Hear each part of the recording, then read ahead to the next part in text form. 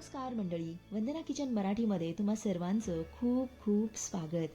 आता अचानक घरी पाहुणे येणार असतील आणि घरात ना भाजीपाला काहीच नसेल आणि विशेष म्हणजे ते पाहुणे जर व्हेज खाणारे असतील ना तर मग आपली चांगलीच पंचायत होते. पण आता ना अजिबात टेन्शन घ्यायचं नाही, कारण आज ना मी तुमच्यासाठी काळ्या वाटणातील झणझणीत पदार्थ घेऊन आली आहे. यापुढे तुमचं नॉनव्हेज देखील फिकं पडेल. मग काय, रेसिपी संपूर्ण बघायची आहे. चला तर मग वेळ न घालवता आपण लगेच रेसिपीला सुरुवात करूया. तर सर्वात अगोदर ना आपल्याला वाटणाची तयारी करायची आहे. त्यासाठी गॅसवरती मी लोखंडी तवा ठेवून घेतलेला आहे. आता यामध्ये ना आपल्याला एक चिरलेला कांदा घालायचा आहे. त्यानंतर यात ना थोडंसं तेल घालायचं आहे. आता हा कांदा ना आपल्याला डार्क चॉकलेटी रंगावरती चांगला भाजून घ्यायचा आहे.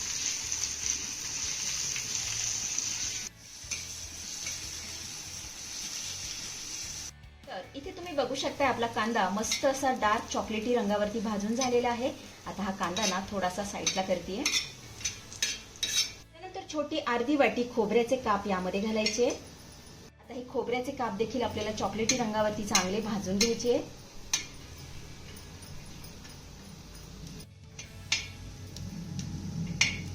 तर इथे तुम्ही बघू शकता आपले खोबऱ्याचे काप देखील मस्त असे चॉकलेटी रंगावरती भाजून झालेले आहेत. हे देखील आपण थोडेसे साईडला करूया. आता यामध्ये घालायच्या 2 हिरव्या मिरच्या. त्यानंतर घालूया 7 ते 8 लसूण पाकळ्या. त्यानंतर अर्धा इंच आलं घालूया. 1 चमचा धने. अर्धा चमचा यामध्ये आपल्याला तीळ घालायचे. त्यानंतर 2 चमचे यामध्ये आपल्याला फुटाणे घालायचे. हे सगळं साहित्य आपल्याला 1 ते 2 मिनिटं चांगलं भाजून घ्यायचंय.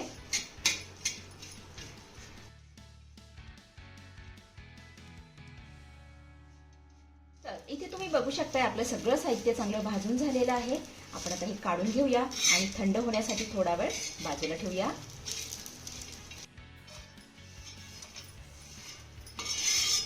तर इथे आपलं सगळं साहित्य थंड झालेलं आहे. मिक्सरच्या भांड्यामध्ये आपण हे काढून घेऊया. त्यानंतर मुठभर यामध्ये आपल्याला कोथिंबीर घालायची आहे. आता थोडंसं पाणी घालून याचं ना मस्त असं बारीक वाटण करून घ्यायचंय. चला, इथे आपलं हे वाटण करून तयार झालेलं आहे. आता हे वाटण ना मी थोड्या वेळासाठी बाजूला ठेवतेय. त्यानंतर इथे मी ना 1 वाटी बेसन पीठ घेतलेलं आहे. आपण आता हे एका मोठ्या वाटीमध्ये काढून घेऊया. त्यानंतर यामध्ये आपल्याला चवीपुरतं मीठ घालायचंय. पाव चमचा लाल तिखट. सोबतच पाव चमचा यामध्ये आपण हळद घालूया. त्यानंतर अर्धा चमचा यामध्ये आपल्याला आलं लसूणची पेस्ट घालायची आहे. त्यानंतर अर्धा चमचा यामध्ये आपण तेल घालूया. आता हे सगळं साहित्य आपल्याला चांगलं एकजीव करून घ्यायचं आहे. याला छान असं मिक्स करून घेऊया.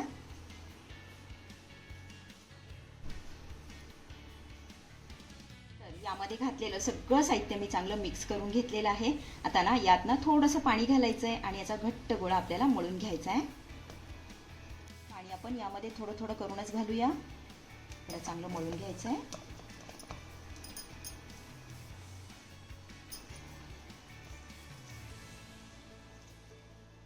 तर इथे तुम्ही बघू शकताय आपलं हे बेसन पीठ ना घट्ट असं मळून झालेलं आहे. हे बघा, इतकं घट्ट सर मी मळून घेतलंय. आता यामधला एक छोटासा उंडा आपल्याला काढून घ्यायचा आहे अशा पद्धतीने आणि हातावर याची अशी वडी थापून घ्यायची आहे.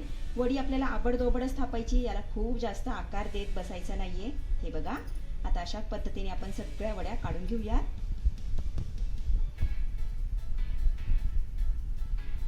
तर इथे बघा, सगळ्या वड्या ना मी अशा पद्धतीने करून घेतलेल्या आहेत. आता ह्या वड्या आपण तळून घेऊया. त्यासाठी कढईमध्ये तेल देखील चांगलं गरम झालंय. आता थोड्याशा वड्या ना यामध्ये मी सोडून घेतेय.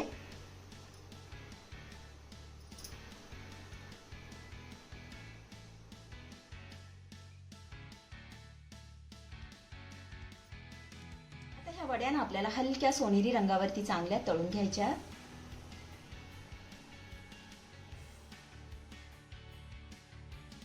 तर इथे तुम्ही बघू शकताय वड्यांना हलका सोनेरी रंग आलेला आहे. आता यापेक्षा वडी आपल्याला खूप जास्त तळायची नाहीये.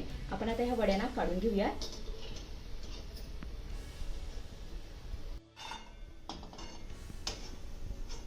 आता अशाच पद्धतीने सगळ्या वड्या आपण तळून घेऊया. वड्या आपल्या सगळ्या तळून झाल्यानंतर जास्तीचं तेल मी काढून ठेवलं आणि फक्त 2 चमचे तेल यामध्ये शिल्लक ठेवलेलं आहे. आता 2 तमालपत्र यामध्ये घालूया.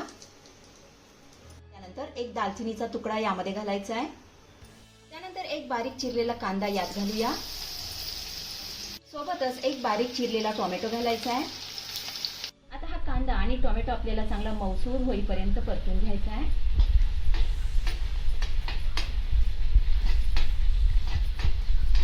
तर इथे आपला कांदा आणि टोमॅटो चांगला मऊसूर परतून झाल्यानंतर यामध्ये ना आपल्याला तयार केलेलं वाटण घालायचंय. घातलेलं वाटण चांगलं मिक्स करून घेऊया.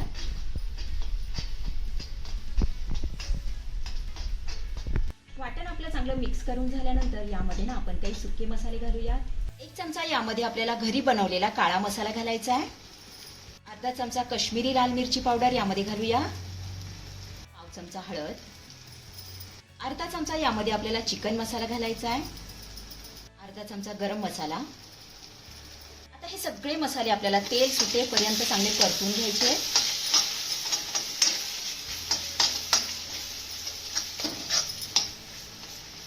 तर इथे तुम्ही बघू शकताय मसाल्यांना मी चांगलं तेल सुटेपर्यंत परतून घेतलेले आहे. हे बघा. आता यामध्ये ना आपल्याला एक छोटी वाटी पाणी घालायचंय. पाणी चांगलं मिक्स करून घेऊया.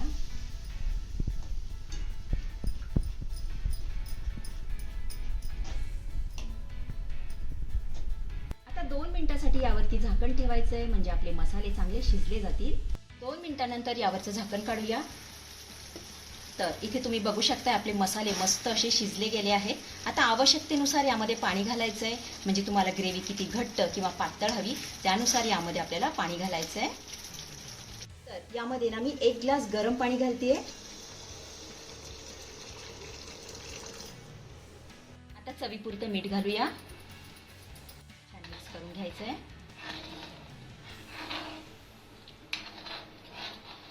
मीठ आपलं चांगलं मिक्स करून झालं की ह्या ग्रेव्हीला ना चांगली खदखदून उकळी आणायची आहे. तर इथे तुम्ही बघू शकता आपल्या ग्रेव्हीला मस्त अशी उकळी आलेली आहे. आता यामध्ये ना आपल्याला तळलेल्या बेसन पिठाच्या वड्या घालायच्या. आता ह्या वड्या ना आपल्याला 3 ते 4 मिनिटं चांगल्या मऊसूद होईपर्यंत शिजवून घ्यायच्या.